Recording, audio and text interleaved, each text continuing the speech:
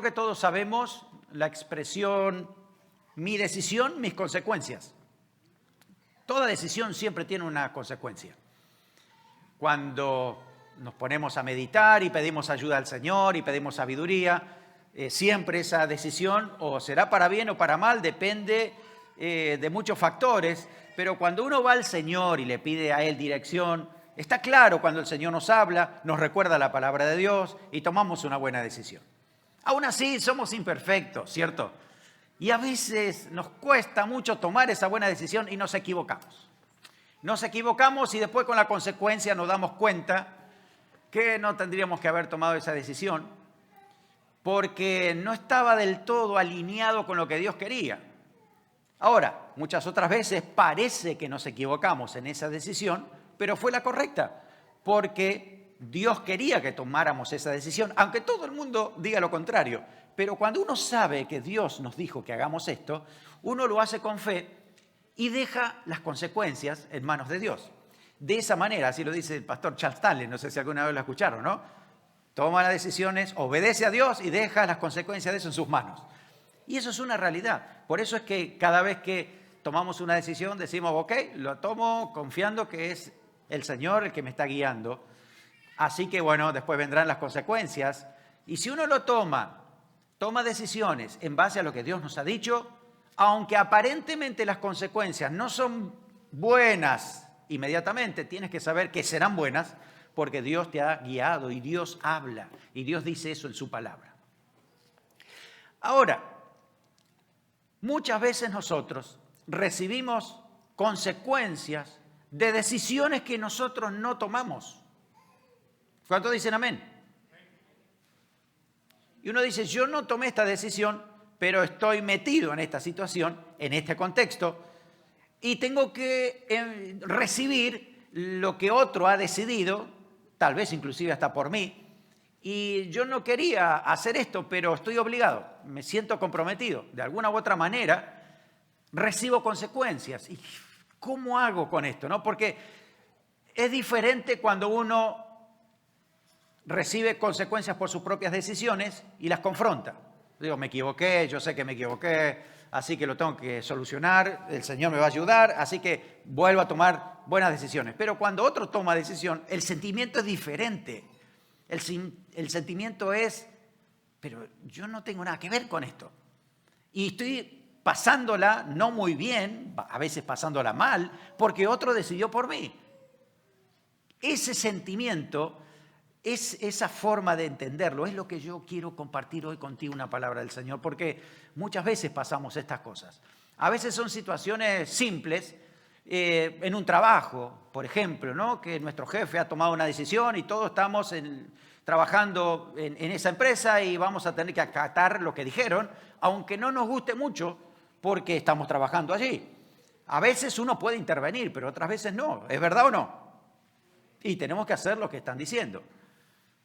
Muchas veces, y ha pasado en la vida, ojalá que no sea en esta iglesia, pero en muchas iglesias ha pasado de que hay muchos hermanos que están sirviendo al Señor porque el pastor se lo dijo. Y el pastor tomó la decisión por ellos y ellos están sirviendo al Señor y que el pastor me dijo y aquí estoy, no lo quiero hacer, no me pongan a hacer esto, ¿no? Y están allí. Y de pronto la cosa no funciona bien porque no es lo correcto y recibe esas consecuencias de lo que no está sucediendo bien porque el pastor tomó la decisión por ellos. ¿Puede ser? Sí, digan amén, puede ser. Sí, claro. Otras veces pueden ser cuestiones ya más complejas. Situaciones donde de pronto en una familia alguien tomó una mala decisión. Y ahí sí nos afectan a todos, ¿no? Las consecuencias afectan a todos. De pronto en un matrimonio, uno toma una decisión, el otro no quería tomar esa decisión y no se ponen de acuerdo y esa decisión fue trágica. Porque cuando uno toma una decisión fuera de la voluntad de Dios en un matrimonio es trágico. Hay que estar unidos, ustedes saben eso, ¿no? Estamos unidos. Y de pronto yo estoy buscando al Señor, estoy bajo su presencia, estoy tratando de ir en el camino del Señor, pero la otra persona que tengo al lado ha tomado otra decisión diferente y yo recibo las consecuencias de sus malas decisiones porque estoy ahí.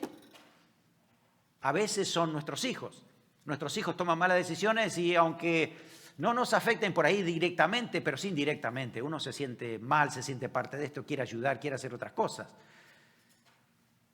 A veces va más allá de nuestra familia, a veces es el entorno, a veces, ¿saben que también es una cuestión civil? De pronto, por ejemplo, en este momento, hay mucha gente de Ucrania que no quería la guerra. Es más, hay mucha gente de Rusia que no quiere la guerra. Pero, lo dijo el presidente, algunos tomaron la decisión, entonces nos afecta a todos. Dense cuenta eso, de que hay muchas situaciones que nosotros debemos sobrellevar y que nosotros no hemos tenido incidencia directa. Hermano, ¿qué hiciste tú para que aumente la gasolina? Dime, ¿fuiste tú? ¿Qué has hecho tú que ahora la leche está más cara, ¿no? Y el pan también. ¿Qué hiciste tú que hay tanta pandemia en el mundo? Bueno, puede ser que a lo mejor contagiamos a alguien, ¿no?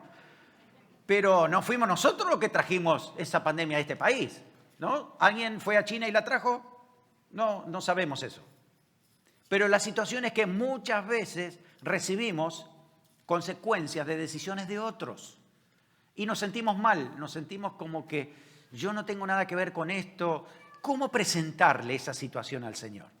Lo mejor que podemos hacer es ir a la Biblia y recordar lo que nos dice el apóstol Pablo, que muchas veces en la palabra de Dios se han escrito historias, ahí están relatadas vivencias de muchos hombres y mujeres de Dios, inclusive a veces de decisiones muy mal tomadas, pero que todo eso, dice, sirve para nosotros como experiencia, para aprender. Es una enseñanza para nuestras vidas. Por eso, en situaciones así, uno siempre tiene que ir a la palabra de Dios y decir, a ver, cómo Dios me habla en este contexto, en esta situación, en base a lo que ya dice la palabra de Dios. Así que vamos a ir a la palabra del Señor, al primer libro de Reyes, capítulo 17, desde el versículo 1 al 7, porque aunque los tiempos cambian, los contextos culturales pueden ser diferentes, la situación espiritual puede ser la misma. Entonces, allí estamos nosotros tomando ciertas directrices espirituales, tomando lo que dice la palabra de Dios allí para aplicarlo a nuestra vida personal. Primer libro de Reyes, capítulo 17, del versículo 1 al versículo 7. Dice así. Entonces Elías Tisbita, que era de los moradores de Galaad, dijo a Acab, vive Jehová, Dios de Israel, en cuya presencia estoy, que no habrá lluvia ni rocío en estos años, sino por mi palabra. Y vino a él palabra de Jehová diciendo, apártate de aquí y vuélvete al oriente y escóndete en el arroyo de Querit, que está frente al Jordán. Beberás del arroyo y yo he mandado a los cuervos que te den allí de comer. Sí, los cuervos. Y él fue e hizo conforme a la palabra de Jehová, pues se fue y vivió junto al arroyo de Querit, que está frente al Jordán. Y los cuervos le traían pan y carne por la mañana, pan y carne por la tarde, y bebía del arroyo. Pasado algunos días se secó el arroyo porque no había llovido sobre la tierra. Yo he predicado varias veces por este pasaje, ¿sí? Pero nunca desde esta perspectiva, porque Elías fue enviado por Dios para dar un mensaje al rey de Israel, y Israel, la mayoría, no estaba siguiendo a Dios. Y el mensaje de Elías era muy radical. Dios dice que de aquí a un tiempo no va a llover hasta que yo lo diga, dice Elías. Qué autoridad que tenía este hombre, ¿no? Y la cuestión es esta, de que Dios lo dijo e iba a pasar por esta situación porque había algo que tenía que arreglar cuentas el pueblo de Israel. Ahora, cuando uno entiende cómo Dios trabaja, con su forma, su carácter, sus estrategias, uno entiende de que Dios siempre hace todo de manera perfecta, calculada y al final le damos gloria a Dios porque sus propósitos son perfectos y maravillosos. Todos decimos amén siempre a esto. Pero en el momento de la realidad, de lo que está pasando, a veces es difícil asimilarlo. ¿Cómo es esto, no? Porque le está diciendo a Elías que vaya y hable acerca de esto. Y si usted lee la historia de Elías, va a entender de que el mensaje es: Dios los ama, Dios quiere que ustedes sean el pueblo suyo, pero ustedes se han alejado de Dios, se han apartado de Dios. Por lo tanto, las consecuencias son inevitables porque ustedes tomaron malas decisiones. Pero Elías no tenía nada que ver. Elías era un hombre de Dios, un hombre que tomaba buenas decisiones, un hombre que solo se movía por la palabra de Dios. Este hombre es tremendo, es muy difícil poder saber el trasfondo que tenía Elías en cuanto a su familia, en cuanto a su ciudad, en cuanto a su contexto, porque la Biblia no lo dice. Cuando uno comienza a leer la historia de Elías, comienza así directamente. Entonces Elías, ¿quién es Elías? Así empieza, la Biblia empieza relatando esto de Elías. Entonces Elías tisbita, y lo único que sabemos era que era tisbita. Es una bendición ser tisbita. ¿Pero qué es eso? La cuestión que tisbita significa un habitante de la ciudad de Tisbe. Entonces hay que investigar dónde está Tisbe. Cuando usted se pone a investigar, ni siquiera se sabe dónde está bien esa ciudad. Los historiadores, los eruditos bíblicos, algunos como Jameson, Fawcett y varios otros más, dicen que probablemente esta ciudad era de los madianitas. ¿De los madianitas? Entonces, ¿cómo se hace para que una persona que no es judía venga a decirle al rey: esto es lo que va a suceder porque yo lo digo? ¡Wow! La única manera que esto sea posible es porque este hombre era un hombre de Dios y tenía una palabra de Dios y una autoridad tan fuerte que nadie podía tocarlo, que todo el mundo lo respetaba, entendía quién era Elías. Además, su frase es: vive Jehová en cuya presencia estoy. Esa expresión nos da un símbolo de autoridad total, de dependencia de Dios, y que yo no voy a decir nada que no esté fuera de la voluntad de Dios. Aquí estoy, en este lugar, en la presencia de Dios, así que todo lo que diga es presencia de Dios. Yo jamás voy a mentir porque lo estoy diciendo de parte de Dios. Esa es la expresión de autoridad de Elías, y él hace esa declaración: no va a llover. Te digo ya, no va a llover, así que prepárense porque no va a llover. Entonces, la situación de Elías es: ok, piénselo, póngase usted en lugar de Elías. Y ahora, ok, se viene ahora una sequía grande durante 3 años. ¿Qué vamos a hacer ahora? ¿Qué hago yo? ¿Cómo me voy a alimentar? ¿A dónde voy a ir? ¿Qué va a hacer Dios? ¿No? Entonces, lo primero que podemos aprender de la vida de Elías, en primer lugar, es que nunca podemos culpar a Dios por las decisiones ajenas. Elías nunca le dijo: Señor, ¿y qué vas a hacer conmigo? ¿Y qué va a pasar conmigo? En este contexto, en esta forma, ¿no? Después le agarró una depresión que tuvo que tratarla el Señor, pero en este momento él entendía lo que Dios quería hacer. Así que no era culpar a Dios. El pueblo no podía culpar a Dios de lo que estaba pasando porque lamentablemente era decisión del pueblo. Se habían alejado de Dios. Habían tomado muy malas decisiones porque estaban siguiendo a los ídolos. Así que lo que debemos hacer siempre es identificar los responsables de lo que está sucediendo. ¿Tenemos parte de responsabilidad con lo que está sucediendo hoy por hoy en el contexto que está pasando aquí? Tal vez sí, tal vez no. Tal vez nos sentimos como que no somos responsables, pero de veras, delante del Señor, deberíamos preguntarnos: ok, yo creo que estoy recibiendo consecuencias de decisiones ajenas, pero ¿será que tengo una parte de responsabilidad en esto por algo que a lo mejor yo no hice o no tomé la decisión correcta? Es bueno presentar eso delante del Señor para decir: Señor, analiza mi vida, analiza mi corazón y déjame saber si mis decisiones son correctas en cuanto a lo que tú quieres hacer. Quizás tengamos alguna parte de responsabilidad sin que nos diéramos cuenta. Así que orando al Señor y a lo mejor comentándolo y hablándolo con alguna persona madura espiritualmente nos puede ayudar a entender mejor la situación y la responsabilidad, cómo se reparten a veces ciertas responsabilidades. Pero la verdad es que Dios es el que va a actuar con su justicia. Dios dice eso. Así que la situación que está sucediendo y que estoy recibiendo como consecuencia de decisiones ajenas, tengo que poner la mano del Señor y entender que su justicia va a actuar. Y Dios sabe cómo repartir.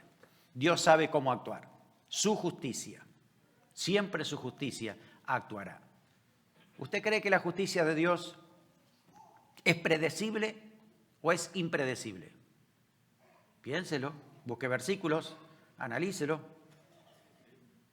La palabra del Señor, ¿qué dice? La justicia de Dios es impredecible o predecible. Déjeme decirte que la justicia de Dios es predecible. Todo lo que va a suceder en base a su justicia, ya sabemos que de qué se trata, porque lo dice la Biblia. La justicia de Dios no es impredecible, no es que te dice, ay, ahora Dios me está castigando, ¿por qué será? ¿Alguien puede decir eso? No. Ya Dios lo dijo. Se lo dijo al pueblo de Israel, aparte. Si usted lee Deuteronomio, Dios le dice, mira, el día que tú me abandones y sigas a los ídolos, te va a ir mal. Te va a ir mal en tu terreno, te va a ir mal en tus negocios, te va a ir mal en tu tierra y no va a llover. Te va a faltar el agua, vas a ver la sequía. Dios lo dice así clarísimo. En el Antiguo Testamento dice eso. Cuando le está llegando esto al pueblo de Israel, nadie podía decir, ay, ¿qué pasó? ¿Por qué Dios trae sequía? No, ya Dios lo dijo. Es muy predecible la justicia de Dios. Dios dice tanto, si no haces esto, te va a ir mal, si haces esto, te va a ir bien. Cuando estemos delante del tribunal de Cristo o los pecadores en el trono blanco, nadie va a decir, la justicia de Dios es impredecible. ¿No? ¿Por qué me tengo que ir al infierno?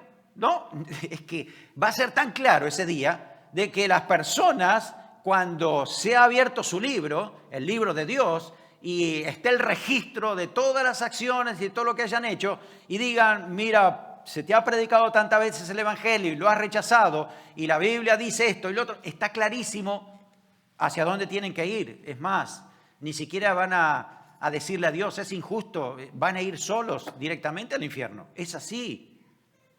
Lo que es impredecible es el amor de Dios, es la misericordia de Dios, porque Dios nos sigue amando y nos ama mucho más de lo que habíamos pensado y calculado. El amor de Dios no tiene límites, el amor de Dios nos sorprende, el amor de Dios es tremendo en nuestras vidas. Pero la justicia de Dios, ya sabemos de qué se trata, está en la palabra de Dios. Por eso el pueblo tenía que saber que no le podía echar la culpa a Dios, no podía culpar a Dios de lo que estaba pasando, porque Dios ya lo había dicho. El día que ustedes me abandonen, tengan cuidado porque les va a suceder muchas cosas, entre ellos sequía. Y ahora estaba sucediendo eso. Si nosotros recordamos la predicación del domingo pasado, vamos a saber que el Señor Jesús había dicho que en los últimos tiempos habrá guerras y rumores de guerras, ¿cierto? ¿Le podemos echar la culpa a Dios porque hay guerras?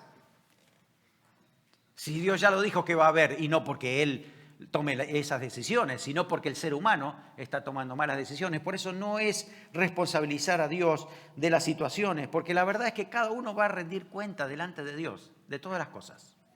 Cada persona. Cuando uno está en ese contexto de que está recibiendo consecuencias de decisiones ajenas, nos tiene que dejar muy tranquilos el saber que Dios va a actuar con su justicia.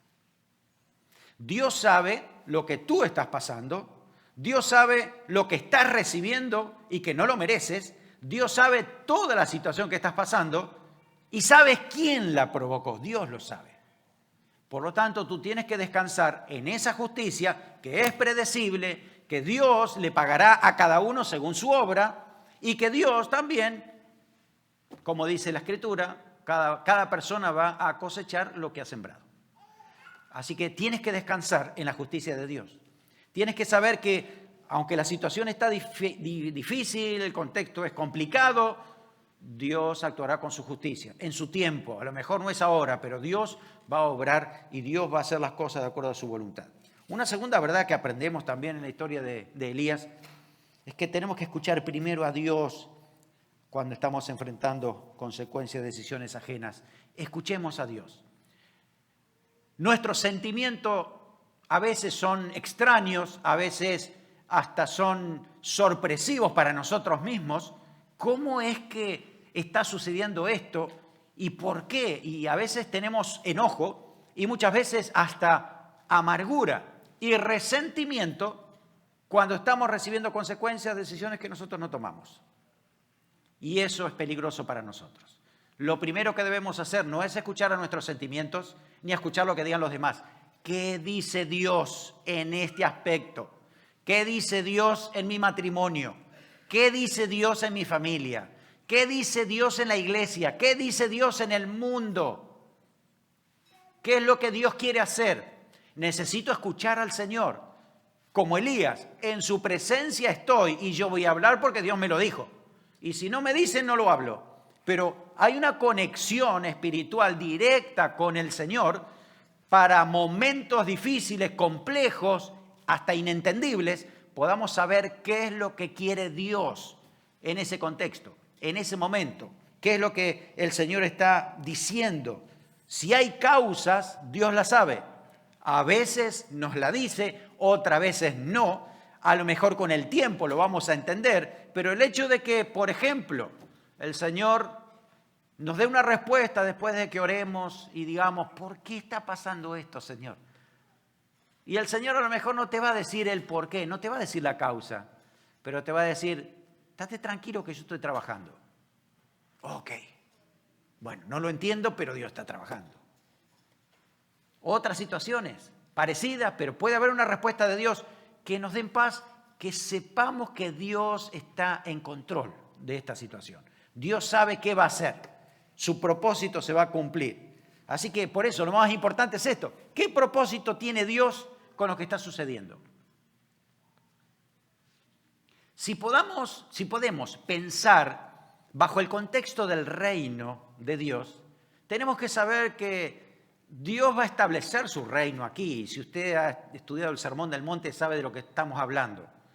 Dios establecerá su reino porque Jesucristo será el rey que va a venir a reinar aquí por 1000 años y después reinado universal con el Señor, ¿no?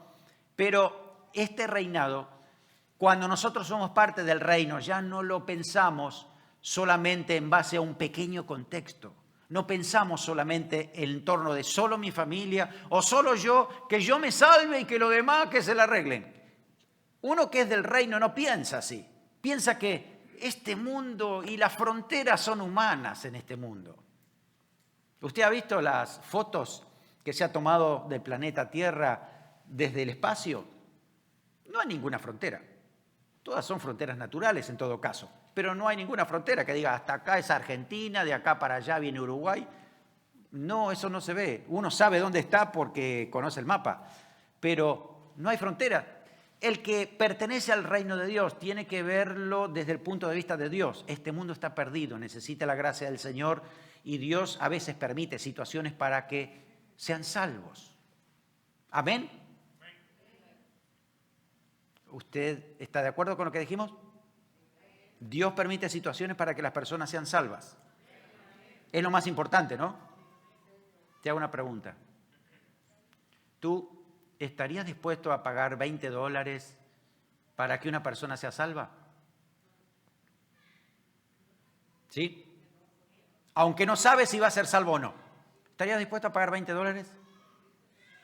Entonces, cuando ahora vas a cargar combustible en tu carro y te aumenta $20 más, tienes que decir, en vez de quejarte, porque a veces lo hacemos, tenemos que decir, ok, esto es intervención de Dios.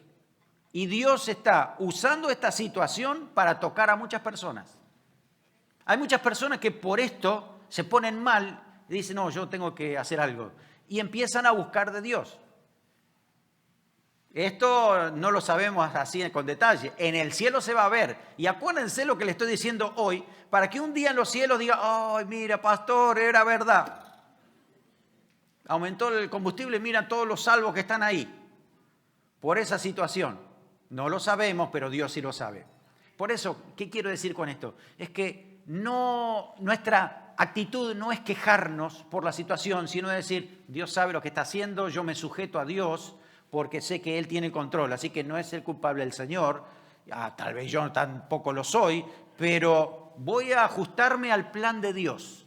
Voy a ajustarme a lo que Dios quiere decir en este tiempo. Así que en vez de quejarme, puedo alabar al Señor, decir, bueno, gracias al Señor, porque te estoy invirtiendo para que alguna vez alguien sea salvo, yo no lo sé, pero tú lo sabes, así que mi actitud será diferente. Voy a hacerlo diferente. Dios espera que haya salvación en estos procesos. Dios espera salvación porque es lo más importante, la salvación de las personas. En la eternidad, pues la verdad es que hay muchas cosas que ni siquiera va a tener sentido recordarlas.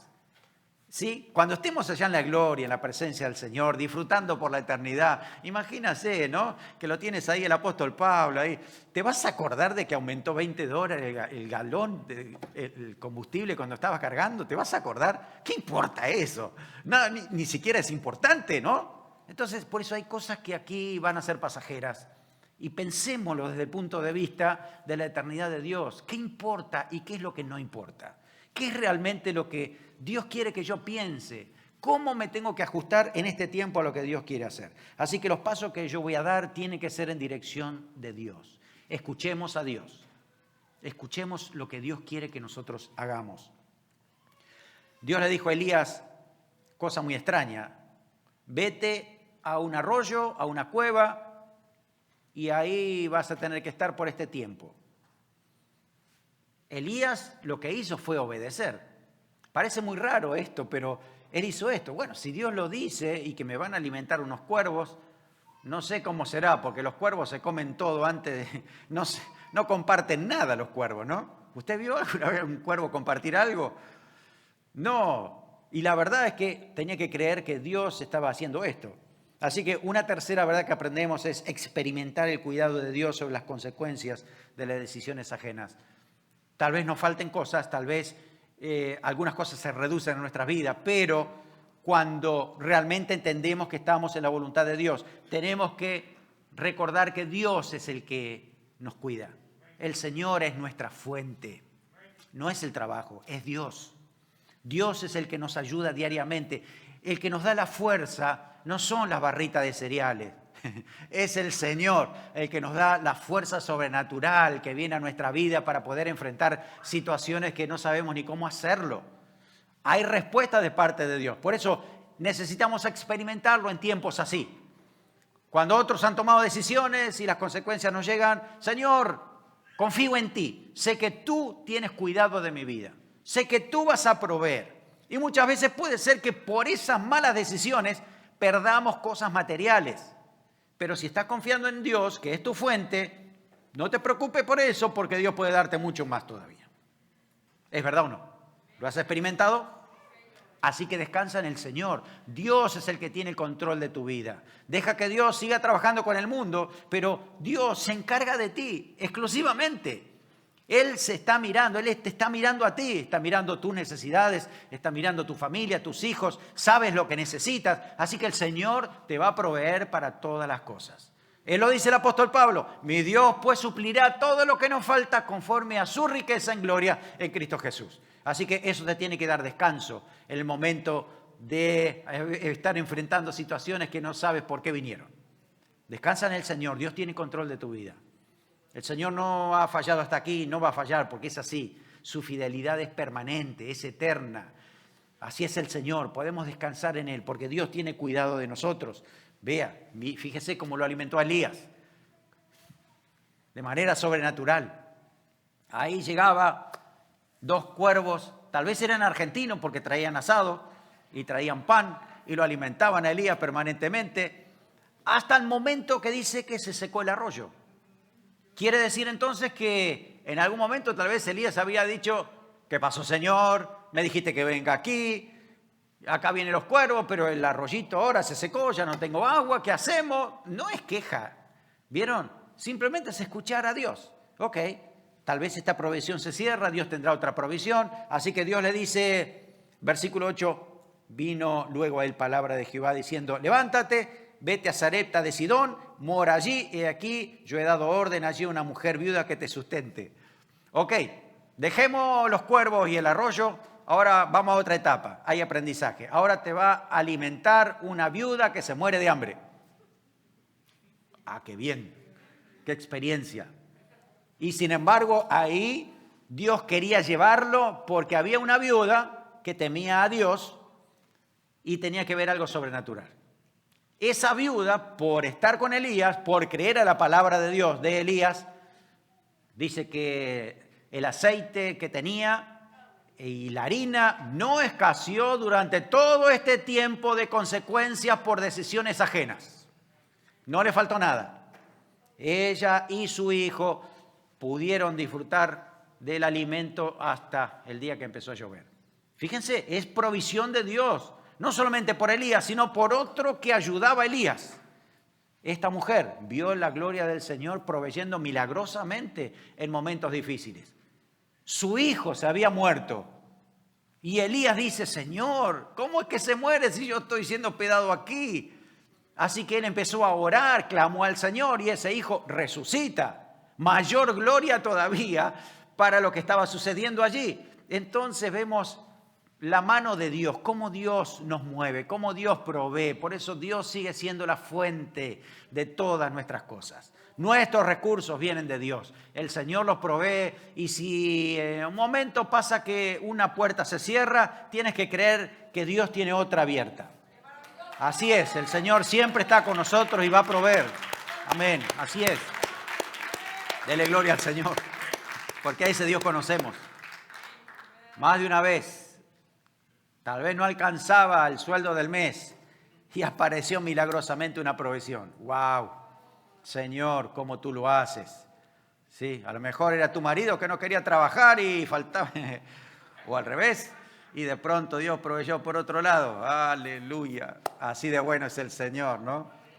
Amén. Puedes codear si quieres a tu esposo o a tu esposa, decirle, el Señor te está hablando. Hay milagros de provisión cuando le creemos al Señor, así que descansa en Él. Sepa que el Señor tiene control de todas las cosas. Descansa en el Señor en este tiempo. Por último, espera la intervención de Dios en el tiempo oportuno. Elías fue usado por el Señor para que muchas personas puedan alcanzar salvación, salgan de la idolatría y conozcan a Dios. Después de esto dice que Elías se presenta al rey y después se presenta, conocen la historia, ¿no? A todos aquellos seguidores de Baal, los lleva al Monte Carmelo, allí hace construir 2 altares, los idólatras le pedían a Dios, le pedían a su Dios que haga descender el fuego del cielo y nunca pasó nada. Elías construye el altar, lo repara, baja el fuego de Dios y allí dice, Jehová es Dios. Y muchos que estaban cegados fueron descubiertos a la realidad de que Jehová es Dios.